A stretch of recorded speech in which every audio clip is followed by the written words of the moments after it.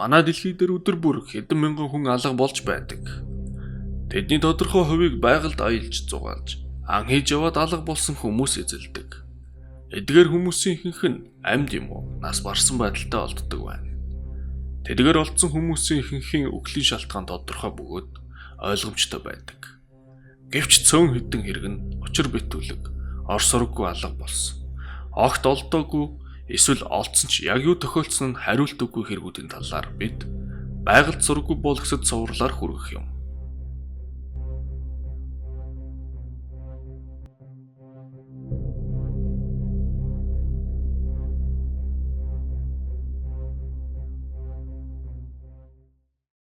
Бидний танилцуулах байгальд сургаггүй болсон хүмүүсийн хамгийн учир битүүлэг хэрэгүүдийн нэг бол 82 настай Томас Мессикийн алга болсон хэрэг юм. Томас Мессик бол Нью-Йорк мужийн Браунсвикт амьдардаг байсан. Мэргэжлийн гишиж болох анчин хүн юм. Тэр бага залуу наснаасаа энэ ойд ан хийсэн бөгөөд ангийн хорхоотой нэгэн ба түүний дуртай зүйл бол найз нөхдийн хамт анд явах, загасчлах байж. Мөн үгээр зогсохгүй Томас залуудад сэргийн десант хүн байсан нь түүнийг ойд амьд гарах талын мэдлэг туршлагаараа хинээс дутхгүй нэгэн байсныг илтгэн. Томас залуу анчтад ан хийх болон зэрлэг ой шугууд амьд гарах талаар заадаг, сургалт явуулдаг байсан байна. 2015 оны 11 сарын 15-ны өдөр Томас Мессик өөрийн найзууд болон хүүгийн хамт Брантнуур руу ээлж дандаа явсан бөгөөд энэ аялан 7 хоног орчим үргэлжилдэг уламжлал болсон үйл явдал байж. Нуураас холгүй тэдний хоноглдог байсан бөгөөд найз нөхдийн 3 гэр бүл эзэмшдэг ба тэд ээлжлэн очиж амардаг байна. Брантнуураас байшин хөрлөх замын дунд Лилиг их цөөрөн байдаг ба энэ удаад тэнд ан хийхээр болж. Ахмаг насны 4 анчид тус тусдаа оттоглон сууж тэдний хөвгүүд болох 3 залуу анчин ой нөгөө талаас тэдний зүг явах ба замдаа таарсан ан амьтдыг аав нарынхаа оттолтонд сууж буй зүг үргэх явдал байж. Томас Мессик оттолтонд суусан бөгөөд түүнд ангийн буу болон бусад ангийн багийнхны адил богино долгионы станц байсан байна.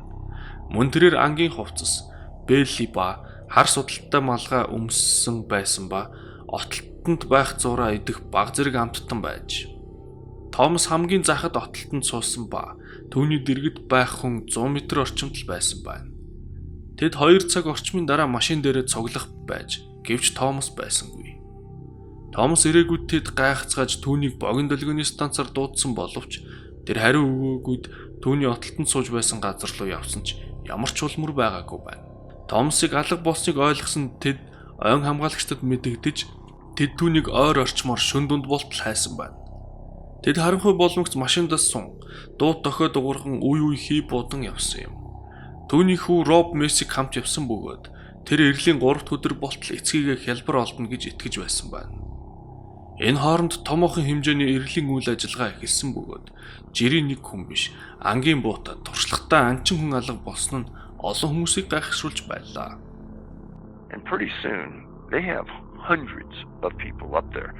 And as his son said in the movie, he goes, "Dave, we have people asking us, who is this? Like the governor's son or something?" Because it was such a comprehensive, thorough search.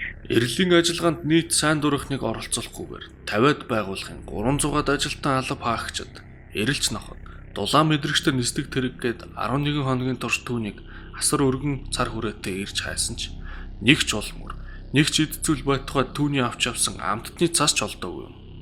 Өнөрч ноход анхнаасаа огт мөр олохгүй байсан бөгөөд мөн энэ үед байгаль модож бороо орсон нь эрлийн ажлыг амаргүй болгож байлаа. Тэд ойг илүү сайн самнахын тулд шугам аргачлал гэх арга хэрэгэлсэн бөгөөд энэ ойг хуваах ба модон дундуур харалдаа олс татаж 2 олсон дундуур явах замаар ширхэгч метр газар үлдээлгүй самнах арга юм. Тэд тэр ойг бүхэлд нь самсан бөгөөд туршлагатай эрэлж болон цагдаагийнхны үзэж байгаагаар шалгагдаагүй газар нэгч байхгүй гэж үзсэн юм. So that one of the search and rescue commanders, who is a high-ranking sheriff's deputy, been searching for decades, he said, "Dave, we should have found, at the minimum, his rifle. We should have found maybe scraps of a candy bar he was eating." Yeah. We never found anything. And when the wife, Tom's wife, was debriefed, she said each one of the people that came up and debriefed her said it was so strange because they haven't found anything. Томасын буу олдоогүй бөгөөд хэрв тэр хэн нэгэн юм уу зэрлэг амтнаас өөрийгөө хамгаалах хэрэг гарсан бол түүний буун дууг сонсох байсан. Эсвэл дараа нь тэр сумгүй болсон хүнд буугаа авч явахгүй тулд аль нэг газар орхиж түүнийг нь эрглийн явцад амархан олох байсан. Гэвч гэрчүүдийн хэлж буугаар алга болсон орой нэгч буун дуу сонсогдоогүй бөгөөд ой нам гүн байж. Энэ хэргийн эрглийн явцад мэдэгдсэн ганцхан зүйл нь Томасын найз Сид Шарп хожим цагдаагийнх нь мэдүүлсэн зүйлс бөгөөд тэрээр отолтонд сууж байхдаа хачирхалтай чимээ сонссон гэсэн ба өмнө олон жил ой дан хийхдээ ийм чимээ сонсож байгаагүй гэсэн юм. Энэ чимээ нь маш хурдан 1-2 секунд л үргэлжилсэн. Чимээ зөөрлөл аврах том төмөр хавах тас их чимээ шиг санагдсан гэж. Энэ чимээ Томасын байсан зүгт биш үргэлэг хийж буй анчтын эрх зүгээс сонсогдох шиг болсон байна. Гэвч нотлох баримтгүй учраас цагдаагийнхан энэ мэдээг тоолгүй өнгөрөөсөн байна. And as they're sitting there, you're not going to find this in any of the reports, nowhere. But in interviewing the hunters he was with, one of these guys he goes, I've hunted for 55 years. And he goes, on this incident, I heard something I've never heard before. And I go, what do you mean? And he goes, you know how you're in the woods, you hear a twig break or you hear something? We're used to all this. And he goes, no, I heard something that was strange. And he said it was kind of like a giant steel trap maybe slamming shut. And none of the other hunters had heard it but him. And he had heard it somewhere between himself and where the guys were pushing the deer, not towards Tom. Дараа нь цагдаа нарын таамагснаар Томас Мессиг хит тол явсан бөгөөд түүнд гэнэт зүрхний шигдээс болж нас барсан гэж таамаглажээ. Гэвч энэ таамаг үнэн байлаач дараа нь хин нэгэн түүний цогц юм уу хувцсны үлдэгдэлтэй таарах байв. Мөн Томас хэдэд туршлагатай анчинч гэсэн 82 наснда ой дотор хэр хол явж чадах вэ? Том хэмжээний албан ёсны эрэл хайгуул 11 сарын 26-нд дууссан ч дараа нь жил орчмын хугацаанд түүний гэр бүлийнхэн болон Нью-Йорк мужийн ойн рейнжерүүд үе ойд шин нотлох баримт хайсан ч мөн адил юу ч олдоогүй юм. Мөн эрлийн үед бас нэгэн сонирхолтой зүйл тохиолдсон нь холбооны мөрдөх товчоо буюу FBI-ийн 2 агент эрлийн ажилд 6 өдрийн турш оролцсон бөгөөд тэд эрлийн явцад туслахаар мөн өмнө алга болсон ижил хэрэгүүтэй харьцуулгаар ирсэн гэсэн юм.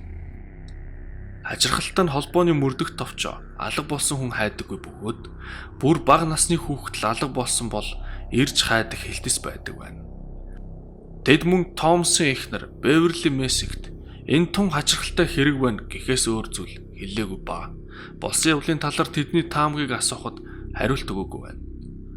Томасын эхнэр Беверли мөн нөхрийнхөө төөрсөн гэдэг таамагт итгэхгүй байгаа бөгөөд тэр төөрөх боломжгүй. Төөрсөн байлаа гэхэд тэр хувцаач болтгоо ураад өөцийг нь модонд өлгөн өөрийнхөө явсан зүгээ тэмдэглэх байсан. Тэр өөрийн амьд гарах туршлагаас мэддэг бүхнээ хэрэглэх байсан гэдэгт итгэлтэй байгаа тухайгаа ярьсан байна. Беверли нөхрийг нь хин нэгэн хөнөөгөөд баригдахгүй зогтсон гэж таамаглаж байсан ч цагдаагийнхан энэ явдалд ямар ч гэмт хэргийн сэжүүр нотлохоогүй түүнд баталж чадсан байна. Энэ явдлаас 9 хоногийн дараа Мессикийн алга болсон газарт 60 км-ийн зайд Шүллервилд бас нэгэн туршлагатай ахмад насны анчин гэрээсээ алга болсон нь тун сонин тохиолдол юм. Тэр бол 68 настай Фред Драм юм. 11 сарын 24-нд Рут Драм өөрийн нөхөр Фредийг гэрт нь үлдээгээд өөрөө талархлын баярын арга хэмжээнд яваад ирэхэд нь нөхөр нь байсангүй. Тэр мөн адил яг агаарт замхран алга болсон гэлтэй ямар ч улмөр гэрч үлдээлгүйгээр алга болсон юм. Түүний картнаас 1 цент гараагүй бөгөөд цагдаа нар мөн гэмт хэргийн шинжгүй гэж үздсэн байна. Тэр өдөр Фред ямар хувцастай ч гэрээсээ гарсан тодорхойгүй байгаа юм. Фред бол Томасын адил туршлагатай анчин хүн байсан бөгөөд эхнэртэйг ой болон тал багтаасан 69 газартаа тэндээ ан хийдэг бөгөөд түүний гэр нь ойтой залгаа байсан байна. Энд мөн адил том хэмжээний эрэл хайгуул хийгдэж түүний эдлэнгийн ой мод тал хэрээр өнөрч ноход нэстэг тэрэг олон хайгуулын багийнхан хайсан ч юу ч олоогүй байна. Эдгээр хоёр хэрэг нь хоорондоо холбоотой талаар нотлохоо байхгүй ч хоорондоо ойр, ижил газар, ойролцоо насны адил сонирхолтой хүмүүс хэдхэн хоногийн зайтай алга болсон нь тэдний хаана байгаа, юу тохиолдсон тухайгаас дутхгүй учир битүүлэг хариулт үгүй явдал болгож байгаа юм.